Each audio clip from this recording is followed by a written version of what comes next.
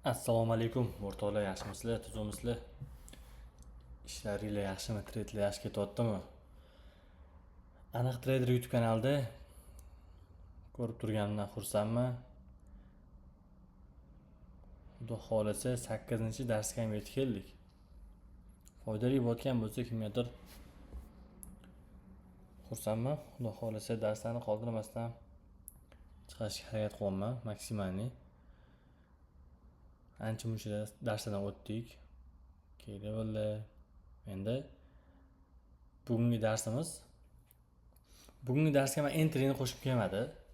O'zi entryni qo'shib olsa bo'lardi. Messengerga qanaqa entry qilinadi yoki entryga alohida dars chiqarishni niyat qildim. Keyingi darsimiz xudo xolasa entry mavzusi bo'ladi. Bugun market structure shift, ya'ni MSS va standard deviation STD yozib qo'yganim bilan o'tamiz. Bu darsimiz nimaga kerak bo'ladi? Siz qaysi time frame'da order blockmi, o'sha rejection qanaqadir key level topdingiz. Narx u yoqqa yetib keldi.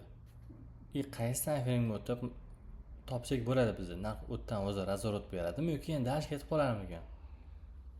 Ya'ni bir xilda o'ylaydiki, shu ICTga birinchi marta kirib kelayotganlar o'sha zona kelsa bo'ldi, sel ochaman yoki bay ochaman deb o'ylaydi. Yo'q, biz tasdiq olamiz o'tdan. Biz bilishimiz kerak, narx rostdan o'tdan qaytadimi yo'qmi biz bilmaymiz, to'g'rimi? Oldindan o'shanga biz ozgina kutib, o'zini time frame'iga o'tib, qoidasi bo'yicha xullas maksimalni stop lossni kamaytirish niyatida biz MSS yani tasdiq olamiz. Xo'p, boshlaymiz. Bismillah. MSS nima? MSS bu market structure shift, ya'ni bozor strukturasida buzilishi. Hamma yozib qo'yilgan, shu bozor strukturasining o'zgarishi yozilgan. Bu trendning o'zgarayotganini, ya'ni baydan selga, seldan bayga botganini birinchi signali shu bo'ladi. Mana misol, agar bozor sel trendga ketyapti, narx ketma-ket minimumlarni hosil qilib ketyapti va minimumlarni hosil qilayotganda narx nima qildi? Ya'ni bir vaqtda narx oxirgi muhim maksimumni kuchli impuls bilan buzib o'tdi. Ya'ni minimumdan hosil qilayotdi, oxirgi maksimumni narx buzib o'tdi. O'shanda bullish MSS hosil bo'ldi. Bayga MSS hosil bo'ladi. Bu deyapti, ya'ni selchilardan o'sha baychilarga nazorat o'tyapti degani. Xo'p. Endi bay trend ketyapti, o'sish trend ketyapmiz. Narx ketma-ket maksimumlarni hosil qilib ketyapti. Narx oxirgi minimum, ya'ni eng oxirgi minimum bo'ladi-yu. Misollardan ko'rsataman, o'shani buzib tushsa, ya'ni past buzdi, shundan keyin berish, ya'ni selga MSS hosil bo'ladi. Bu yerda o'zi baychilardan selchilarga o'tayotganini bildiradi. Bu yerdan sal hozir qiyinroq tuyulishi mumkin, hozir grafiklarda, misollarda ko'rsatganda, xudo xolasa ancha oson bo'ladi. Xo'p, keyingi anaqa o'tamiz slaydga.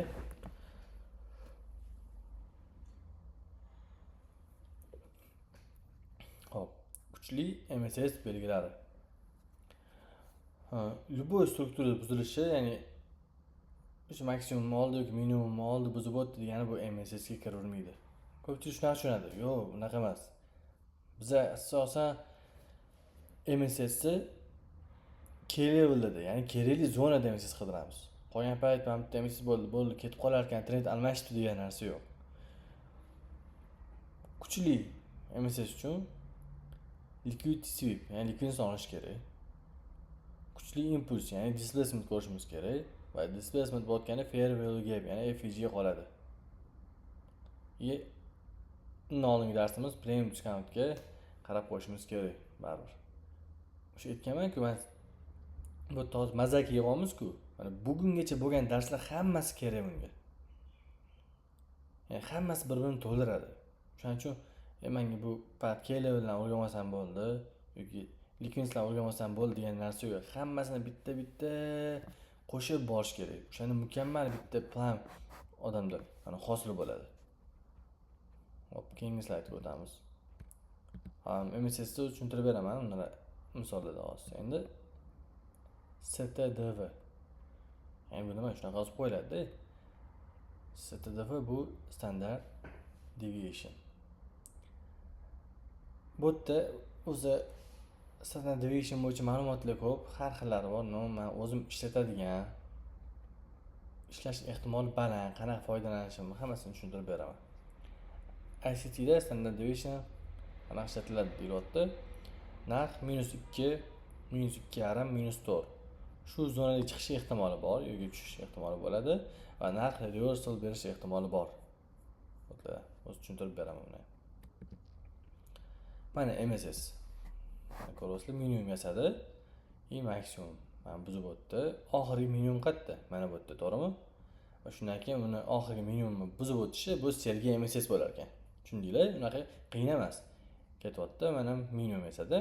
Maksimum buzib o'tdi, tasdiqlandi va shundan keyin nima qildi? Oxirgi minimumni buzib o'tdi. Buzib o'tgandan keyin bu MSS, ya'ni trend almashuvi, market structure shift ham bo'ladi. XMC da buni cho'ch, boz shunaqa narsalar deyishadi. Biz MSS deymiz. Xo'p. Endi bayga narx impuls, korreksiya impuls berdi. Oxirgi maksimum qayerda ekan? Men minimum buzgan maksimum mana ekan. Ya'ni shuni narx buzib o'tgandan keyin bu nima bo'ldi bu? Ya'ni MSS bayga MSS bo'ldi. Tushundinglar? Oxirgi minimumni buzib o'tgani bu bayga ekan. Oxirgi maksimumni deganim. Minimum buzib o'tdi. Bu maksimum tasdiqlandi, to'g'rimi? O'shandan keyin narx impuls berib, oxirgi maksimum buzib o'tgandan keyin bayga MSS bo'ldi. Selga esa oxirgi minimumni buzib o'tish kerak. Mana endi sal chuqurroq kiramiz, mana qaranglar. Narx ketyapti. K-level bor. K-levelga kelmasdan turib narx qaytib ketadi. Shu paytda juda ko'pchilik bo'ldi, kelmas ekan deb sel kiradiganlar bor. Ko'pchilik selga ishontiradi bozor. Va bu yerda nima qiladi? Liquidity yasaydi. Liquidity hosil qiladi. Shundan keyin narx tepaga ketadi. Bu yerda stop losslarni oladi, o'sha kerakli zonasi K-levelga keladi. Va shundan keyin pastga displacement beradi. Displacement berganda aslında katta switchlar bilan ketadi. Va shunda mana MSS bo'ldi. MSS har doim esingizda bo'lsin, tana bilan buzilishi kerak. Soya bilan olib qo'ygani bu MSS ga kirmaydi. Va displacement ko'rdik, mana uchta switch chizib qo'yganman. Qaranglar, ketma-ket ketaman. Liquidity yasadi, liquidity ovladi, K-levelga keldi, displacement berib MSS hosil qildi va shundan keyin displacement paytida FVG bor edi, FVG kelib narx ketyapti. Bu misol, o'sha aytganlarim uchun misol qilib berdim. K-levelga OB, breaker block, rejection block, IFVG, FVG, BPR, buy side, sell side'lar hammasi K-levelga kiradi.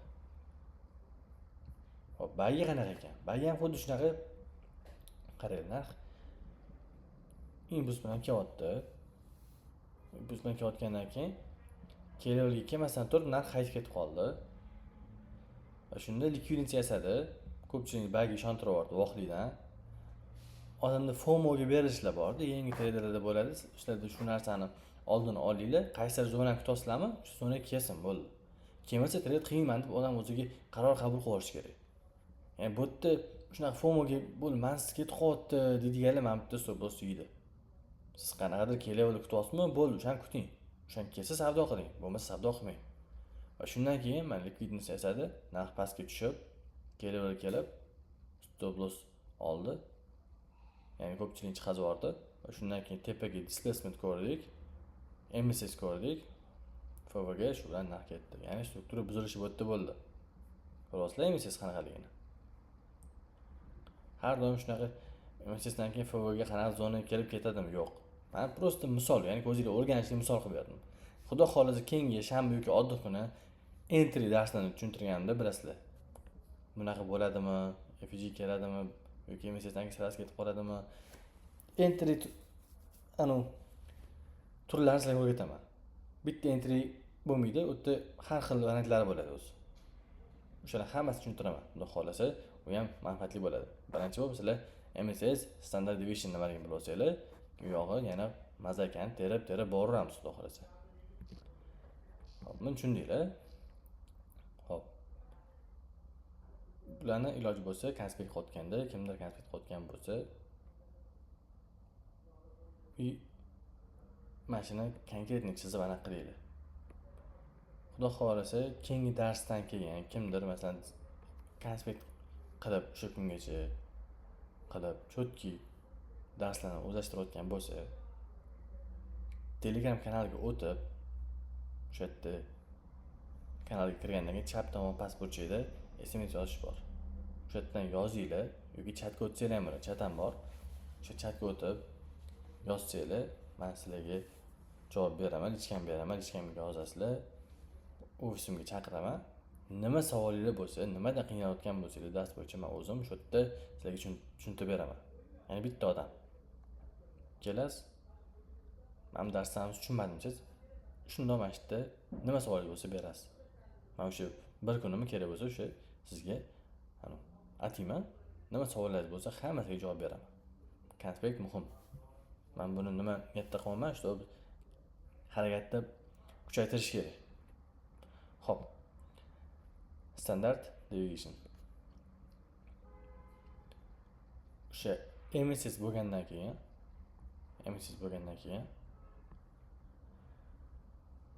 narx bu yerda MSS bo'ldi. Shundan keyin biz standard deviationni tepadan pastga o'sha buzilgan minimum, ya'ni maksimumdan minimumga tortamiz. Mana 1, 0.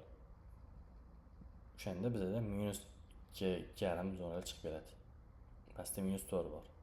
Shu zonalarga tushish ehtimoli bor. Ya'ni tasavvur qiling, bu yerda siz sell site yo'q, mana target topa olmayapsiz. Target qo'yishni. Shu paytda bizga standard deviation tortsak, narx qaytga tushish ehtimoli bor va qaytdan qaytib ketish ehtimoli bor degan savolga javob topa olamiz. Xo'p, bayga mana bu yerda MSS bo'ldi. Minimumdan maksimumga tortamiz. Ya'ni buzilgan maksimumga tortamiz. Va shunda -2, 2,5 va -4 chiqadi. Mana bu yerda misol qilib qo'ydim. Ya'ni -2, 2,5 dan narx razvorib bergandek bo'lyapti va baribir bu yerda tepaga, ya'ni ters qilib tepaga -4 ga chiqib ketamiz. Hop, time frame qoidasi. Shu aytdim-ku, любой level kelib, любой time frame tushib turib MSS qidirish noto'g'ri. Har bitta time frame o'zining qoidasi bor, o'zining time frame bor. Ya'ni monthly levelga narx kelganda daily time frame o'tib MSS qidiramiz. Weekly levelga kelganda H4 time frame o'tib MSS qidiramiz. Daily levelga H1 time frame, H4 levelga M15 time frame, H1 levelga M5, M3 time frame, M15 levelga M1 time frame. Shuni yozib olaylik. Hop. Endi endi bozordan anaqalarni ko'rib chiqamiz. Misollarni ko'rib chiqamiz birga.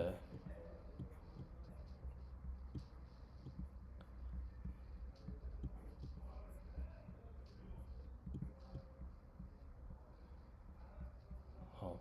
Masalan bu yerda Dukins olyapti. To'g'rimi? Biz M5, M3 ga tushsak bo'ladi. M3 ga tushdik. Keldi, M3 ga tushdik. Mana levelga kelganda zilga ochish nima bo'ladi? Ko'rasizlarmi?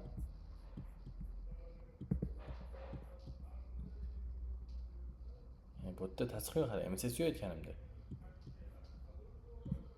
Oxirgi maksimum qayerda edi? Mana bu yerda bo'ldi birinchi. Uni yasagan minimum mana bu yerda. Bu buzilish kerak edi. Lekin buzilmadi, narx o'ynadi va ko'tarilib mana bu yerda maksimum yasadi. Bu maksimum ko'tarishga sabab mana minimum bo'ldi, to'g'rimi? Va shu minimum bizada MSS bo'ladi. Mana shu MSS. Liquidity oldi. Mana shu MSS bo'ladi. Va shundan keyin masalan standard deviation qanaqa tortilishini ham sizlarga tushuntirib ketaman. Hozir mana bu yerdan kirasizlar, bu yerdan chiqasizlar, birga 3 bo'ladi, birga 4 bo'ladi. U keyingi dars. Xudo xolasa uni ham chiroyli o'tib beraman. Mana oxirgi maksimumdan minimumga tortdim. Va mana shu -2,5 -4 bizning target zonada bo'lishi mumkin. Masalan, mana bu yerda ko'rasizlar, sell side bor. -2,4 kelyapti. Yana tasdiq shu yoqqa tushish ehtimoli baland bo'lib ketadi.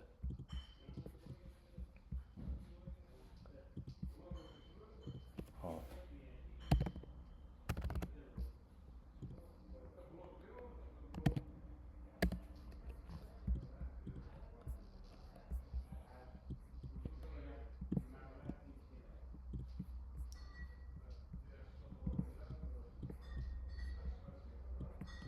Masalan, bu yerda qaranglar.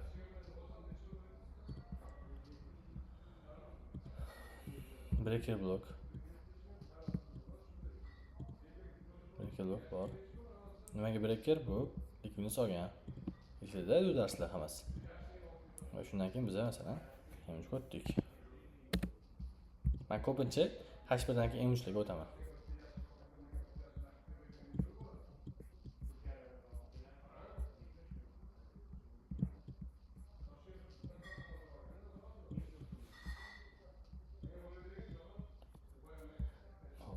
Mana bu yerda ko'rishingiz mumkin. Biz ham breaker blokimiz bozorga holatiga moslashib ishlab ketishini tushuntiraman. Qaranglar.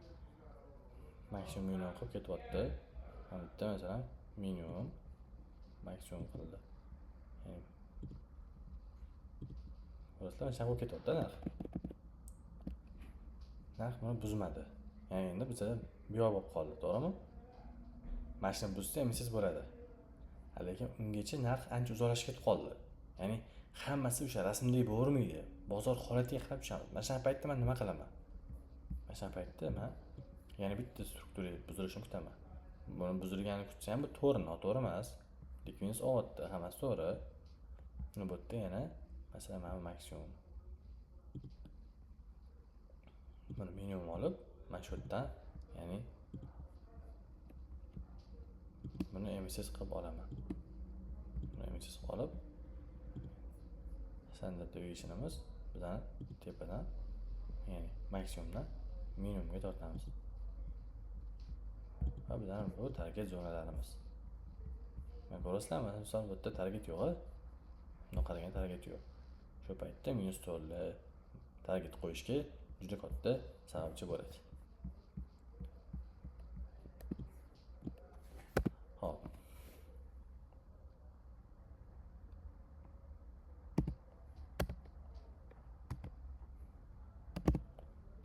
Daily time frame.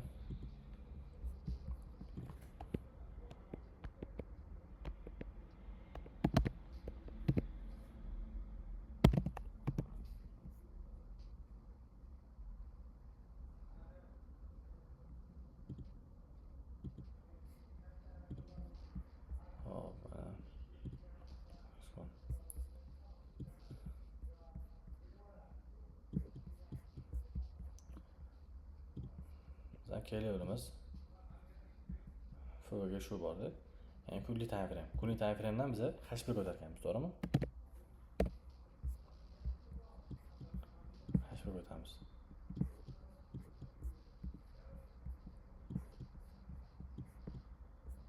Mana o'sha aytgan narsam qaranglar.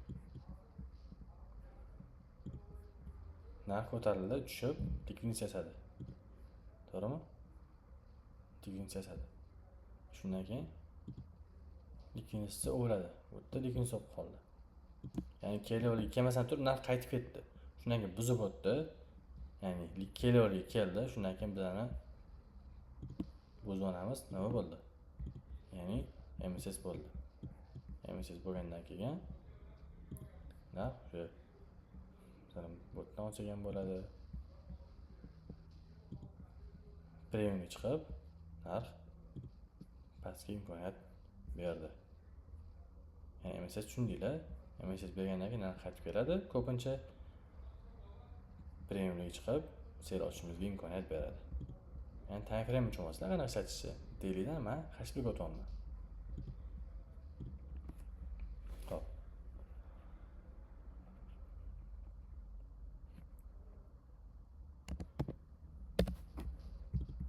Bir haftalik time frame.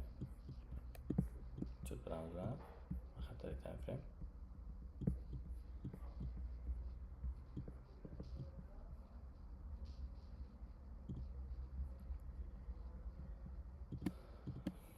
Order blok olamiz.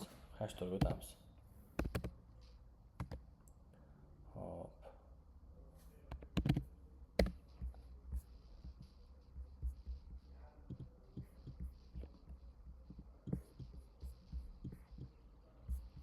Bu bizani nima edi bu? Haftalik time frame'dagi kelyapmiz edi. Biz keyin hashtorga o'tdik. Hashtorga o'tganimizdan keyin oxirgi maksimum bu yoq. Buni yasagan menu mana bu yoq. Struktura qayerda buzildi? Bu yerda ekan. Shu aytganimdek displacement bo'ldimi? Mana bo'ldi. Floga qoldimi? Qoldi. Ko'rasizlar? Strukturani bilib olasizlar. Qayerga ketmoqchi, nima qilmoqchi. Vohlikdan sel ochib, vohlikdan bay ochishlar kamayadi ancha. Strukturani bilib olasizlar, shundan keyin ko'rishingiz mumkin. Bu hay buzilmadi.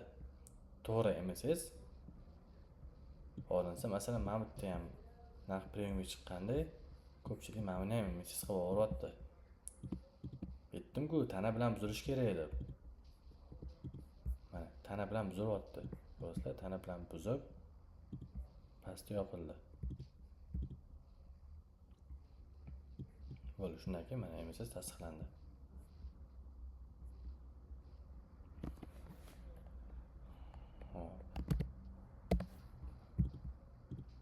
Bir oylik time frame.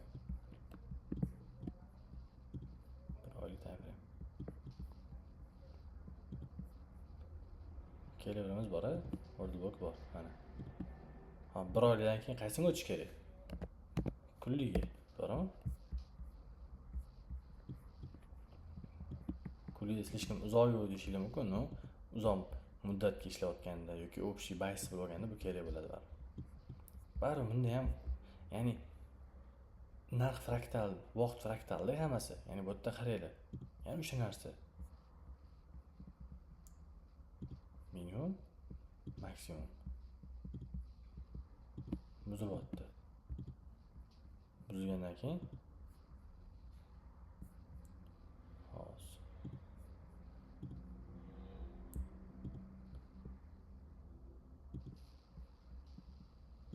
ko'rasizlar, narx nima qildi? Premiumga chiqib, keyin narx oqib ketdi. Premiumda nima qildi bu? Katta likvidlarni tozaladi mana. Ko'rasizlar?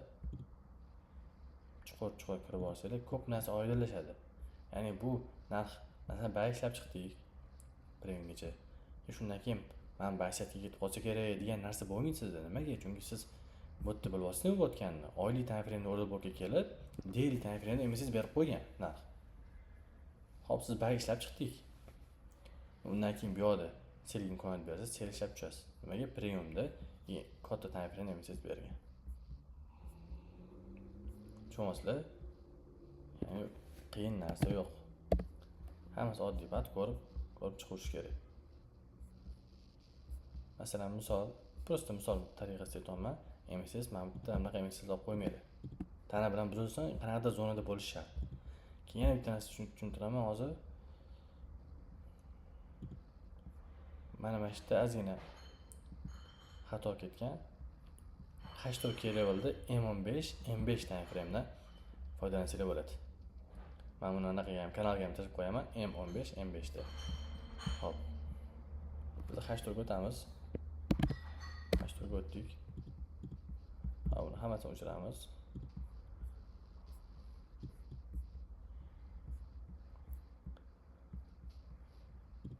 Hashtorda baysat eshitiga mana baysat eshitdik. Shundan keyin M15, M5 ga o'tsa bo'ladi. Endi M15 ga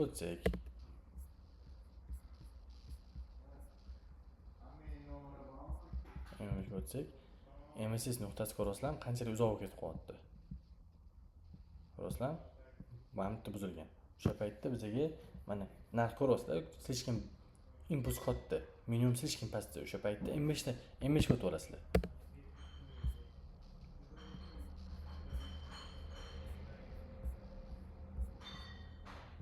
M5 ga o'tib olasizlar. Hop, endi ko'rasizlar bu yerda. Ya'ni qaranglar. Sizlarga minimum, maksimum. Mana buzilish kerak. Слишком baland, ungacha yo'q, to'g'rimi? lekin chuqurroq qarasanglar, mana bu yerda nima bo'ldi? Impuls, to'g'rimi? Mana maksimum, minimum yasab, yana maksimum yasab. O'sha paytda bu MSS bo'lib qoldi. O'sha aytganimda MSS impuls bilan buziladi. Ko'rdinglar? Ya'ni bundoq qaraganda qaranglar. Impuls ham korreksiya o'xshayapti. Lekin chuqurroq qarash kerak. Bu yerda nima bo'lyapti? Ya'ni maksimum minimumni bilasizlar. Yani ICT o'rganayotganlar maksimum minimumni bilish kerak. Swing high, swing low. Impuls korreksiya berdi. Impuls. Shundan keyin mana tasdiq ko'rdik. Displacement ko'rdik. Narx FUG'ga kelib, shu bilan pastga ketdi. Standard deviation qana tortaman desanglar, xuddi shu yana.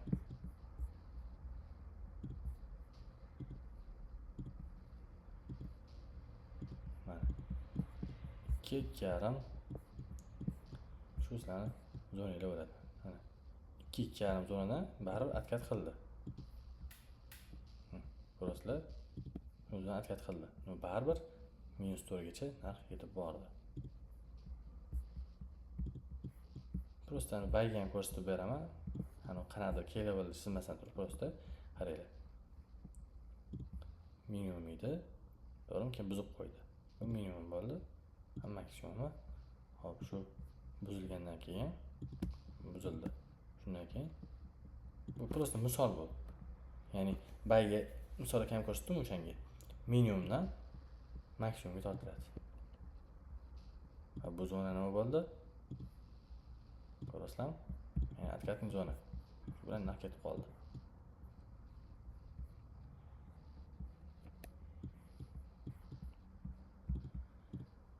Dars qiyin deb tuyulgan bo'lsa, ko'rib chiqinglar, ko'proq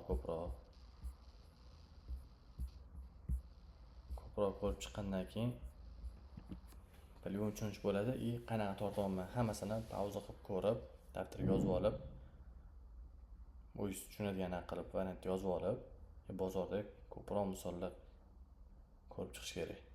O'shanda manfaatli bo'ladi, xudo xolisa. Ancha foydali bo'ladi. Xudo xolisa darsimiz tugadi. YouTube kanaliga podpiska tashlab, like-larni bosib turinglar. Xudo xolisa bu yoqgi dars to'xtamaydi. Allohga shukr, hali to'xtamadi umuman. O'z vaqtida bo'lyapti, shanba oldinga. Xudo xolisa darslar qo'yilyapti.